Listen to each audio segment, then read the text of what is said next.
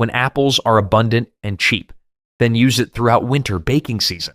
The process involves cooking apples down slowly until they caramelize and concentrate, creating a spread that's dark brown and intensely flavored.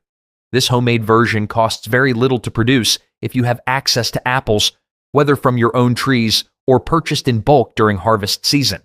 Some people pay extra for pumpkin spice everything when apple butter has been delivering the same flavors more cheaply for generations. The smell of apple butter alone makes the kitchen smell like Christmas arrived early, which contributes to the holiday atmosphere even before any actual baking happens. Ending with a use everything Christmas cake. The final baking project of the Amish Christmas season often becomes the most creative and unpredictable one. This cake uses all the odds and ends that accumulated during weeks of holiday baking: the partial bags of nuts, the dried fruit pieces, the breadcrumbs, the leftover syrups, everything that didn't fit neatly into other recipes.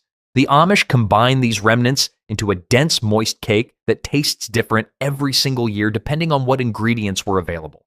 This unpredictability makes the cake special because it can never be exactly replicated. One year it might be heavy on walnuts and cherries, the next year mostly pecans and apple pieces. The base recipe stays consistent, usually a simple butter cake or spice cake batter, but the mix-ins vary wildly based on what needs using up. This practice saves money by ensuring nothing gets thrown away at the end of the season when pantries get cleaned out. The cake also serves as a practical way to clear storage space before starting the cycle again next year.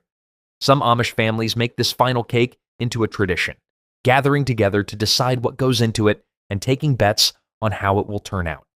The uncertainty adds an element of fun to what could otherwise be a mundane cleanup task.